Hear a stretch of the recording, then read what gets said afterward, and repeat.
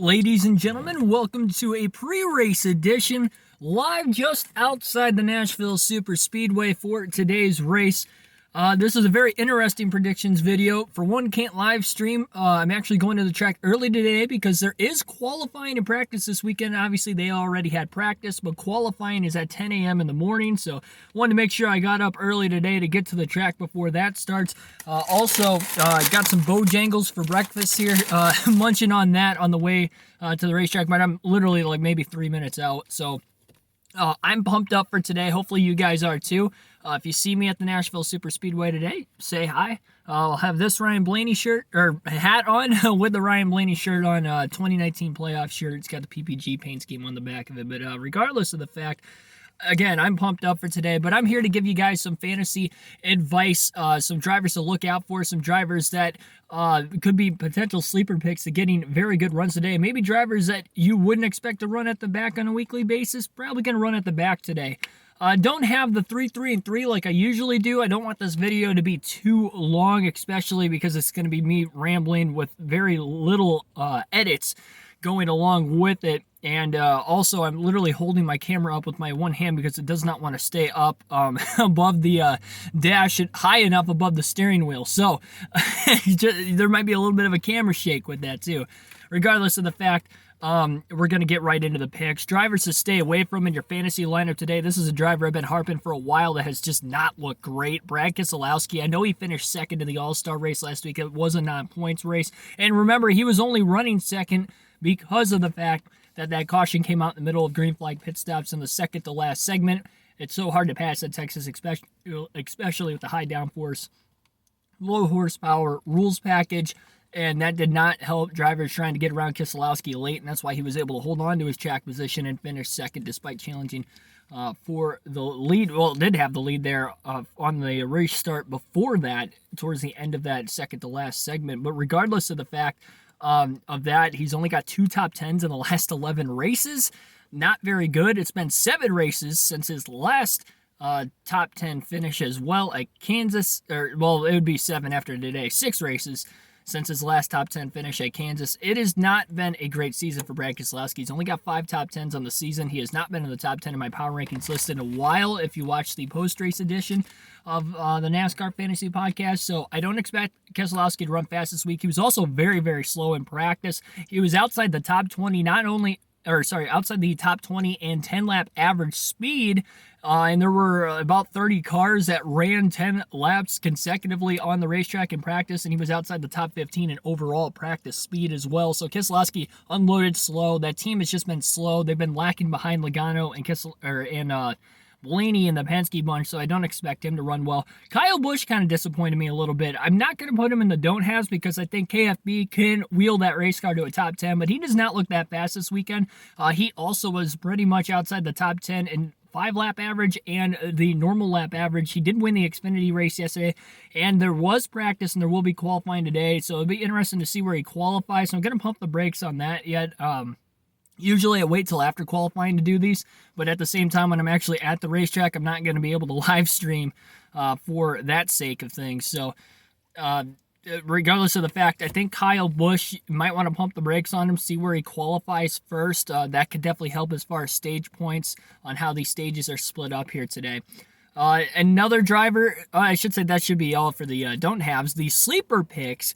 I got a big one. Ricky Stenhouse Jr. Look out for Stenhouse to get a top 10 today. That's my predictions for him. He was top 10 in overall practice.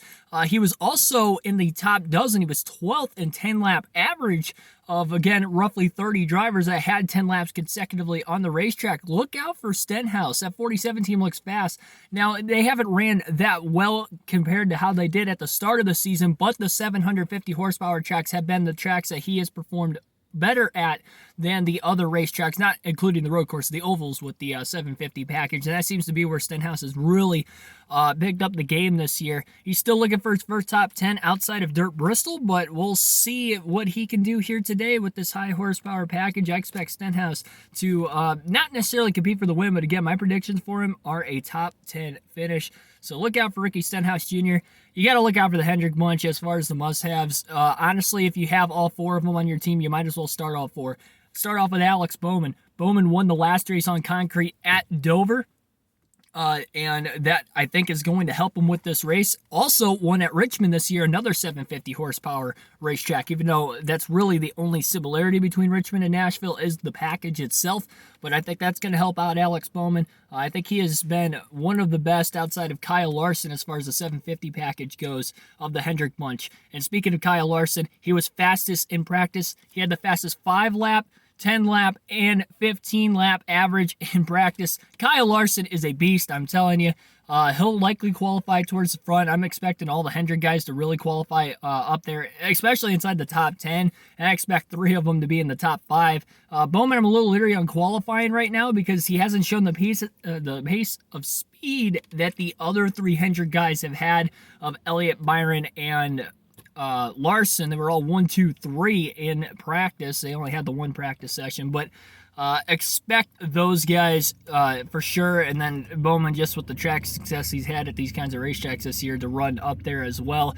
I don't think it'll be another 1, 2, 3 finish, but the last 2 races I've gone at Cup Series wise, they have been dominated by Hendrick Motorsports. They had that 1, 2, 3, 4 finish when I was at Dover.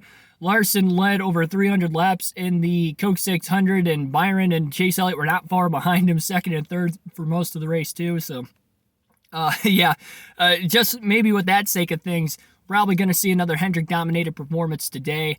As far as my win pick goes, I was going to pick Kyle Busch, but he just hasn't unloaded as quick. I think, again, he can wheel that car to a top 10 finish today.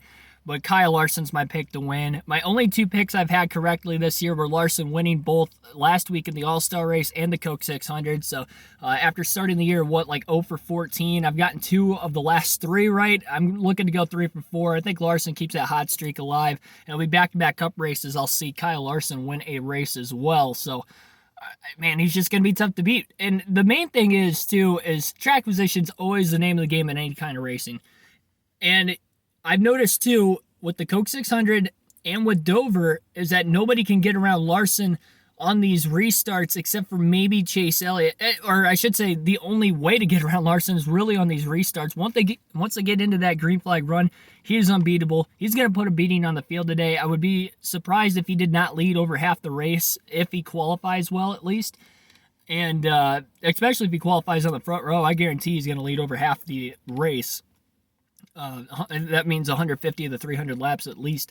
So I expect Larson to pretty much dominate this race. Hendrick Motorsports as a whole, I think, is going to dominate this race. But if there was going to be a driver to lag behind, I'd say Bowman, just because of the speed.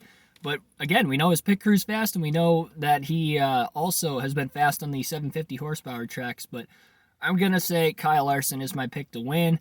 And that's pretty much going to wrap it up. Like, share, and subscribe for more daily NASCAR content. We'll be vlogging the rest of the trip here today. I can't wait to get that out at the end of the weekend here at Nashville. I'll also be at Pocono for the doubleheader next week, as well as Road America the week after that. So a lot of traveling still to come on the channel in the next coming weeks. But I'm going to enjoy the race today.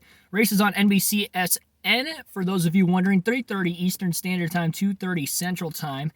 And I will see you guys for post-race edition tomorrow. Likely going to be able to live stream that at 5 p.m. Eastern Standard Time. If not, then I'll just have an upload like we did here from my car. So, and likely that will take place after the race today. So thanks everybody for watching, and I will see you guys next time.